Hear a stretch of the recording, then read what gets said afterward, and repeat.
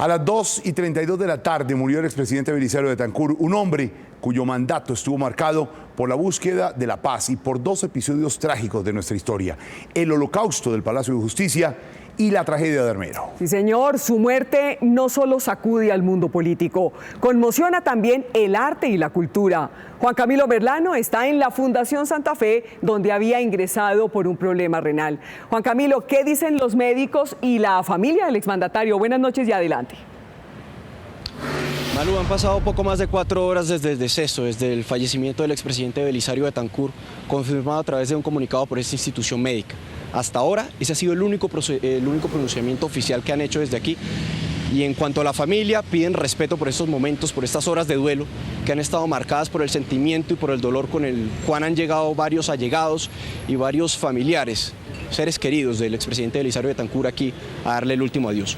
Según lo que nos informan, en las próximas horas, el cuerpo del expresidente Belisario Betancur sería trasladado a la Asociación Colombiana de la Lengua, posteriormente al Gimnasio Moderno, donde se adelantarán las exequias, y el día domingo sería el entierro del expresidente, de quien fuera presidente de la República de Colombia entre los años 1982 y 1986, en un periodo que estuvo marcado, como tú bien decías, Jorge Alfredo, por una paradoja: por un lado buscando la consolidación de la paz y por otro lado viviendo dos episodios cruentos de la historia de nuestro país, como lo fue la toma y retoma del Palacio de Justicia y la violencia por cuenta del narcoterrorismo.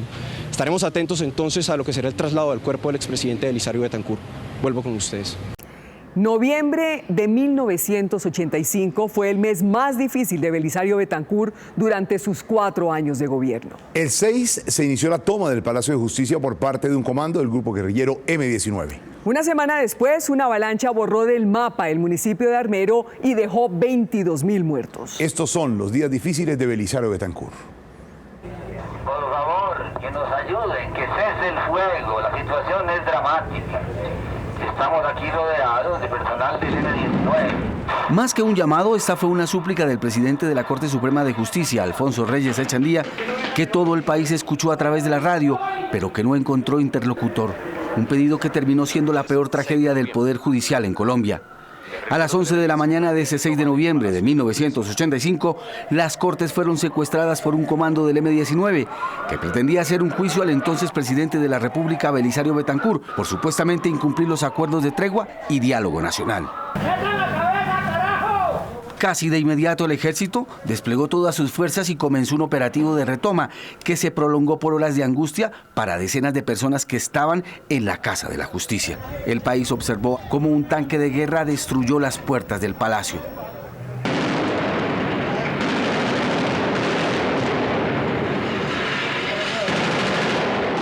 También se transmitió casi en vivo cómo la policía, el ejército, el entonces F2 y el DAS rescataban y evacuaban a empleados, visitantes y magistrados. Identifica en estos momentos algunos de los funcionarios de la Corte Suprema de Justicia para cerciorarse cuáles son realmente funcionarios y cuáles pueden pertenecer al comando guerrillero. El presidente de la Corte Suprema, por distintas emisoras, continuaba su súplica. Por favor, que cese el fuego inmediatamente. Divulgue ante la opinión pública, inmediatamente. Es urgente, es de vida o muerte. Pero su voz se apagó y los medios de comunicación también.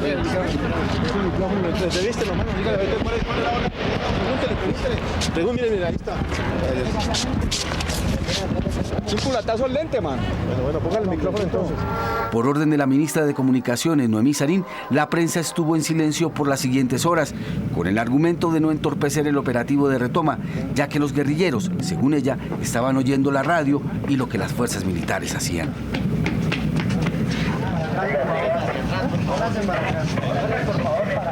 A pesar de la orden, en cámara quedó también para la historia la frase del coronel de caballería Alfonso Plazas Vega, quien así explicó cuál era su misión dentro del palacio. La decisión que hay en este momento de parte de las fuerzas regulares, ¿cuál es? Mantener la democracia, maestro. El edificio entró en llamas. Primero fue el ala suroriental del palacio, la que fue abrazada por el fuego. Las copias de miles de procesos, documentos y testimonios, entre los que estaban las pruebas contra los capos de la droga que perseguían a los magistrados de la Corte para que votaran no a la extradición a los Estados Unidos, quedaron reducidos a cenizas.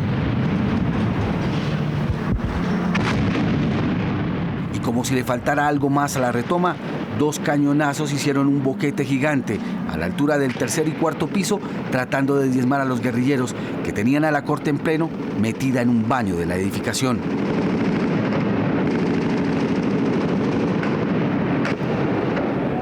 Las llamas se apagaron y al disipar el humo, la tragedia fue evidente. 11 magistrados de la corte, incluido el presidente Reyes, fueron asesinados en circunstancias que aún no son claras. Otros 20 servidores públicos también hicieron parte de las víctimas, al lado de 42 guerrilleros y 13 miembros de la fuerza pública. El presidente Betancur, para muchos, recuperó el poder al día siguiente y lo hizo para asumir la responsabilidad de la retoma. Esa inmensa responsabilidad la asumió el presidente de la República, que para bien o para mal suyo, estuvo tomando personalmente las decisiones, dando personalmente las órdenes respectivas, teniendo el control absoluto de la situación, de manera que lo que se hizo para encontrar una salida dentro de la ley fue por cuenta suya, por cuenta del presidente de la República. Quienes pensaban que ese era el peor momento del gobierno de Betancur quedaron en silencio y cambiaron su discurso una semana después, cuando la naturaleza rugió y a las 11:20 de la noche del 13 de noviembre, Armero, una ciudad próspera de 50.000 habitantes, fue borrada del mapa por cuenta de la erupción del volcán Nevado del Ruiz. La actividad volcánica venía desde hace meses y aunque hubo advertencias, nadie hizo nada. Fue una madrugada de terror, la de ese 14 de noviembre de 1985. La avalancha proveniente del Nevado dejó bajo el lodo calles, barrios, iglesias y miles de esperanzas. Pasaban los días, pero la tragedia no disminuía.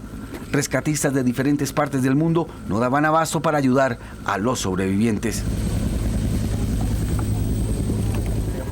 En una de las visitas a la zona, el presidente Betancur trazó una meta que aún ningún gobierno ha logrado cumplir. Y es reconstruir por completo la vida de esas comunidades, empezando naturalmente por la reconstrucción de las familias. Miles fueron las víctimas, pero algunas quedaron en la historia misma de la tragedia, como Mayra, una niña de 13 años que se convertiría en el rostro de las más de 23.000 personas que murieron en la avalancha. Tengo 13 años, para morir no fue.